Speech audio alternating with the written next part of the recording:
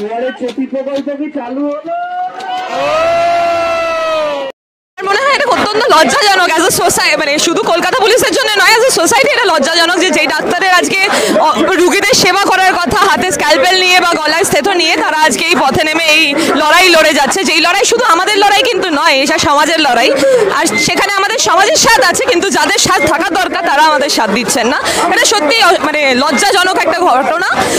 মানে কখন যে ওনার সুবুদ্ধি আসবেন আর উনি আমাদের সাথে এসে দেখা করবেন, একটা এইটুকু দাবি, এই দাবিটা উনি মানতে পারছেন না কেন আমরা সত্যি জানি না, বাট আমাদের লড়াই চলছে, আমরা লড়তে থাকবো। আমাদের মাঝে মাঝে মনে হচ্ছে আমরা কি কোনো দুষ্কৃতি ঠেকাতে বা গুন্ডা বাহিনী ঠেকাতে বোধহয় এরকম পুলিশ ইউজুয়ালি করা হয়। তো আমরা কারা? আমরা তো এই বিভিন্ন কলেজের, বিভিন্ন মেডিকেল কলেজের ছাত্রছাত্রী, ছাত্র, পড়ুয়া, ডাক্তার, তাদেরকে আটকানোর জন্য এত পুলিশ করার তো কোনো মানে হয় বলে আমার তো মনে হয় না। কারণ আমরা কোনো রকম কোনো ভায়োলেন্স কখনো করিনি। আমরা স্বাস্থ্য ভবন গেছি, আপনি স্বাস্থ্য ভবন সূত্রে খবর নিন, তারা বলেছে আমাদের আন্দোলন একদম পারফেক্ট ছিল। আপনি 144 ধারা যেদিনকে শ্যামবাজারে হয়, সেদিনকে আমরা শ্যামবাজারে গিয়ে মিছিল করেছিলাম, সেখানেও পুলিশ বলেছে না, একদম আপনাদের মিছিল একদম শান্তিপূর্ণ। তো সেই পালসটা বুঝে কেন হঠাৎ করে আমাদের আটকে দেওয়া হলো গতকাল, আর এখনও আটকে দিয়ে রাখা হয়েছে, এই ব্যাপারটা আমরা বুঝছি না সত্যি কথা বলতে। সাফল্য বলে চলে না। দেখুন, দুর্নীতির একটা রাজ্যে, দুর্নীতির একটা জায়গায় মধ্যে একটা যদি সন্দীপ ঘোষ অ্যারেস্ট অবশ্যই আমাদের একটা দাবি ছিল, কিন্তু চাই আমরা অবশেষে যে আমার বোনটি বিচার পাক, এটাই আমাদের মেন। এবং দুর্নীতিগুলো যেখানে যা সমস্ত মেডিকেল কলেজে যা চলছে তার তো বিচার লাগবেই। সন্দীপ ঘোষ তো এখন অন্য কারণে অ্যারেস্ট হয়েছে না, ডিরেক্টলি তো এই রিলেটেড তো অ্যারেস্ট হয়নি, তো বেসিক্যালি আমাদের জাস্টিস পাওয়া এখনো হয়নি, তো we are waiting for justice. আমরা এখনো বসে আছি, যারা রাতে ছিল তারা একটু রেস্ট নিতে গেছে, আমরা রাতে ছিলাম না, আমরা আবার এসছি। এইভাবে আমরা রোটেট করে করতে থাকবো যতক্ষণ না আমাদের ডিমান্ড ফুলফিল হবে। আমরা আছি, সবাই বসে আছি একদম। 24 ঘন্টা শুধু নয়, যদি এই আমাদের যে 3টে দাবি, সেই 3টে দাবি যদি পূর্ণ না হয়, আমরা বলেছিলাম আমাদের বেন্টিং স্ট্রিট অবধি যেতেই হবে, বা আমাদের সিপি স্যারকে এসে আমাদের সাথে দেখা করতে হতে পারে, বা তিনি যদি ওখানেই রেজিগনেশন করেন তাহলেও আমরা মেনে নেব। এই 3টে দাবি যতক্ষণ না পূর্ণ হয় এই আন্দোলন চলবে এবং আরও বৃহত্তর হবে, তবে অবশ্যই শান্তিপূর্ণ আন্দোলন, যেটা আগে থেকে শুরু হয়েছে সেভাবেই চলবে। তারা ওই একই কথা বলে যাচ্ছেন কালকে থেকেই, যে আপনারা কি সেম জায়গাতেই রয়েছেন, আপনারা এখান থেকে একটা ডেপুটেশন টিম পাঠান। আমার বক্তব্য খুব সোজা, পেছনে 1000 জনের একটা আমাদের পুরো আমাদের যে গ্যাদারিং হয়ে রয়েছে, তাদের স্পিরিটটাকে বুঝে আপনাদের কিছুটা এগোতে দিতেই হবে বেন্টিং স্ট্রিট অবধি। সেটা এগোতে না দিলে আমরা মনে করি আমরা এরকম ধরনের এলিটিস্ট মেন্টালিটিতে নই যে 10 জন 20 জন এখান থেকে হেঁটে চলে যাবে আর বাকিরা এখানে এরকম আলাদা করে দূরে ব্যারিকেডের এদিকে বসে থাকবে। কারণ আমাদের যে 10 জন যাবে আর বাকি যে 990 জন বসে আছে, তাদের মধ্যে কোনো পার্থক্য আমরা তো অনুভব করি না। আমাদের তো বক্তব্য খুব সিম্পল ছিল বলেই আমাদের মনে হয়, যে কারণ মহামান্য সুপ্রিম কোর্টই বলে দিয়েছে যে পুলিশ যে কাজকর্ম করেছে এই ঘটনাটা রিলেটেড, সে ক্রাইম সিন কর্ডন অফ করা থেকে শুরু করে তথ্য প্রমাণ লোপাটের ব্যাপারে এবং এফআইআর দেরি করা ইত্যাদি, এগুলো তারা 30 বছরেও দেখেননি। 14 তারিখের ঘটনাটাও আমরা জানি, মব অ্যাটাক হয়েছিল, সেখানে পুলিশ নীরব দর্শকের ভূমিকা পালন করেছে। এই সব কিছু নিয়ে আমাদের দাবিটা সেই জন্য সুস্পষ্ট। আন্দোলনের 5টা দাবির মধ্যে একটি দাবি যে আমরা কমিশনার অফ পুলিশ তার পদত্যাগ চাই। তার আরেকটা বড় কারণ হচ্ছে যে যখন এই 14 তারিখের ঘটনাটা হয়েছিল, উনি বেরিয়ে এসে বলেছিলেন সেই স্পটে গিয়ে যে সোশ্যাল মিডিয়াতে গুজবের জন্য নাকি এই জিনিসপত্র হয়েছে, যেটা আমরা তো কখনো মেনে নিতে পারি না। কারণ আমরা জানি সেই ঘটনাটা যেটা ঘটেছিল পুরোটাই প্রিমেডিটেটেড, আগে থেকেই তার একটা উদ্দেশ্য প্রণোদিত ছিল। তো সেই জায়গা থেকে দাঁড়িয়ে আমরা এই পদত্যাগ চেয়েছিলাম এবং এটাও বলেছিলাম যে যদি দরকার পড়ে এই সিবিআইয়ের তদন্ত তাকে আনানো হোক। তো ব্যাপারটা হচ্ছে যে এইটা নিয়ে আমরা কালকে অভিযান করেছি, তেন আমাদেরকে ঢুকতে দেওয়া হয়নি, কোনো কারণ ছাড়াই ঢুকতে দেওয়া হয়নি, কারণ জানি না। আমরা তো কোনো রকম ভায়োলেন্ট অ্যাক্টিভিটি করিনি, এর আগেও করিনি, এরপরেও কোনো দিন করবো না। আমাদের আন্দোলন শান্তিপূর্ণ, তা সত্ত্বেও বড় বড় 9 ফুটের ব্যারিকেড দিয়ে আটকে দেওয়া হয়েছে। তখন পরিবর্তিত অবস্থায় আমরা চেয়েছিলাম যে সিপি আমাদের সামনে আসুক, আমার সাথে দেখা করুক, সেটাও না হয় উনি দেখলাম পেছনের রাস্তা দিয়ে, আপনাদের মাধ্যমেই জানতে পারলাম তিনি নাকি পেছনের রাস্তা দিয়ে বেরিয়ে টেরিয়ে গেছেন। আজকে সকালে উনি এসে গেছেন কিনা সেটাও আমি জানি না, হয়তো এসে গেছেন। কিন্তু এতক্ষণ ধরে কয়েকটা আন্দোলনরত ডাক্তার ছাত্র পড়ুয়াদের সাথে কোনো রকম কথা বলা যায় না বা তাদের এই সামান্য দাবিগুলো মেটানো যায় না।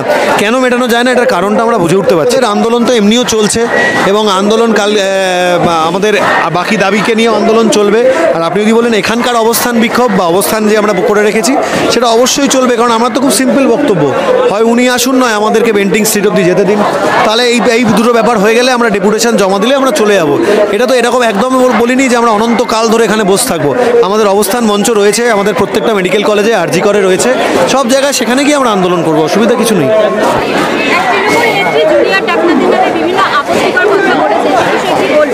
এই ব্যাপারে আমাদের কিছু বলার নেই।